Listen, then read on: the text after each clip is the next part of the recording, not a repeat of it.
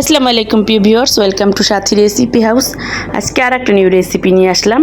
প্রথমে একটা পাটা নিলাম, তারপরে কিছু কাজু বাদাম আর কিশমিশ বেটে নেব। তারপরে তো 2 টুকরো জয়ফল আর একটু জয়ত্রী নিয়ে বেটে নিলাম। তারপরে কিছু কাঁচামরিচ বেটে নিলাম একসাথে। সবগুলো উপকরণ একসাথে বেটে এক সাইডে রেখে তারপরে চুলায় একটা প্যান বসিয়ে পরিমাণ মতো তেল দিয়ে পেঁয়াজ কুচি দিয়ে পেঁয়াজ কুচিটা ব্রাউন কালার করে ভেজে নেব। একটু পেঁয়াজ বেরেস্তার মতো তৈরি করে নেব।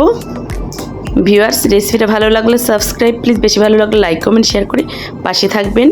তারপরে এই তো ভিউয়ার্স, একটু গরম মশলা দেব, একটু দারচিনি এলাচ আর লং দিয়ে দিলাম, দিয়ে আবার একটু ভেজে একটু বেরেস্তা তৈরি করে নেব পেঁয়াজের। তারপরে এই তো একটু আদা রসুন বাটা দিয়ে দিলাম পরিমাণ মতো। তারপরে ভিউয়ার্স একটু গুঁড়ো মশলা দেবো, যেমন অল্প একটু হলুদ গুঁড়ো, ধনিয়া গুঁড়ো, জিরে গুঁড়ো, গরম মশলা গুঁড়ো আর লবণ দিয়ে আবার একটু খুব ভালো করে মশলাটা একসাথে সব কিছু উপকরণ একসাথে কষিয়ে নেব।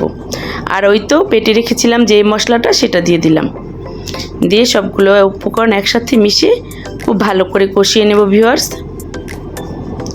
অনেক ভালো করে কষানোর পরে ভিউয়ার্স এই তো খুব ভালো করে অফ ক্যামেরায় কষিয়ে নিয়েছি। এখন এই তো গরুর গোশগুলো ধুয়ে রেখেছিলাম, এই তো দিয়ে দিলাম। এখন গোশগুলো খুব ভালো করে কষিয়ে নেব। আর এই তো টক দই দিয়ে দিলাম পরিমাণ মতো, দিয়ে তারপরে একসাথে কষিয়ে নেব। ভিউয়ার্স, একটা মজাদার রেসিপি, নিজেরাও তৈরি করে খেয়ে দেখবেন। আমার এই প্রসেসে ভালোই লাগবে। তারপরে এই তো খুব ভালো করে কষানো, তারপরে একটু কেওড়া জল দিয়ে দিলাম। কেওড়া জল দিয়ে আবার খুব ভালো করে কষিয়ে নেব। তারপরে ভালো করে কষানোর পরে ভিউয়ার্স, তারপরে খুব ভালো করে কষিয়ে ভিউয়ার্স একটু ঝোল দিয়ে দেবো পরিমাণ মতো। অল্প ঝোল দিয়ে অল্প আঁচে রান্না করে নেব।